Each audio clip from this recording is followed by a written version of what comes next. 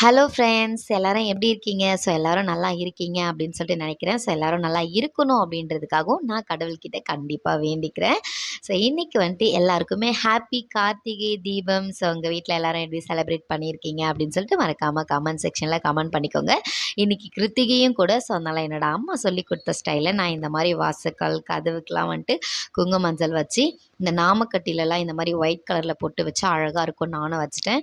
அப்புறம் ஃப்ரண்ட் சைடில் நான் இந்த விளக்கு கோலம் தான் போட்டிருந்தேன். இது நான் 8th ஸ்டாண்டர்ட் படிக்கும் போது கற்றுக்கிட்ட கோலம்.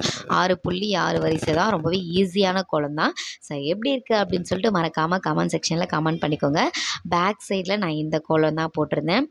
பேக் சைடில் இருக்க கதவு வாசக்காலுக்கும் என்னோட அம்மா சொல்லி கொடுத்த ஸ்டைலில் நான் அழகாக இந்த மாதிரி குங்கும மஞ்சள்லாம் வச்சு அந்த நாமத்தில் அந்த பொட்டும் வச்சுட்டேன். நாமக்கட்டியில் நல்லா கரைச்சிட்டு.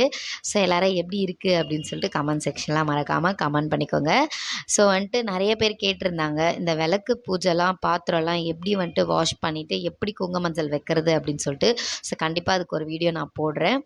அப்புறம் வந்துட்டு இன்றைக்கி கிருத்திகையும் கூட இல்லையா? ஸோ அதனால் வந்துட்டு படையல் போடணும். ஃபஸ்ட்டு கார்த்திகை தீபம். ஸோ அதனால் ஃபஸ்ட்டு நான் என்னெல்லாம் சமைச்சிருக்கேன் அப்படின்னு சொல்லிட்டு பாருங்கள். சாம்பார் பண்ணிவிட்டு, ரைஸ் பண்ணிவிட்டு, வாழைக்காய் பொரியல், பாயாசம், அதுக்கப்புறம் வந்துட்டு சுண்டல்லாம் பண்ணியிருந்தேன். அப்புறம் உருளைக்கிழங்கு பொரியலும் பண்ணியிருந்தேன். அவ்வளோதான் இன்றைக்கி. ஸோ உங்கள் வீட்டில் நீங்கள் என்னெல்லாம் படைச்சிங்க அப்படின்னு சொல்லிட்டு மறக்காமல் கமெண்ட் செக்ஷனில் கமெண்ட் பண்ணிக்கோங்க. ஸோ நல்லபடியாக இந்த ஃபஸ்ட்டு நாள் கார்த்திகை தீபம் ப்ளஸ் கிருத்திகை நல்லபடியாக நான் கும்பிட்டாச்சு. எப்படி இருக்குது அப்படின்னு சொல்லிட்டு கமெண்ட் செக்ஷனில் கமெண்ட் பண்ணிக்கோங்க. எனக்கு வந்துட்டு ஃபஸ்ட் டைம் வந்துட்டு இந்த மாதிரி பால் பாயாசம் செய்கிறேன். பால் பாயாசம் எனக்கு செய்ய தெரியாது, பட் நான் ட்ரை பண்ணியிருக்கேன். ரொம்பவே நல்லா வந்துருந்துச்சு அப்படின்னு சொல்லிட்டு ஹஸ்பண்ட் சொல்லியிருந்தாங்க.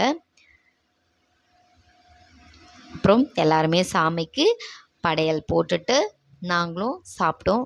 உங்கள் வீட்டில் நீங்கள் இந்த கார்த்திகை தீபத்தை எப்படிலாம் செலிப்ரேட் பண்ணீங்க, ப்ளஸ் கிருத்திகையும் வந்துட்டு எப்படியெல்லாம் வழிபாடு செஞ்சீங்க அப்படின்னு சொல்லிட்டு சொல்லுங்கள். பாய்.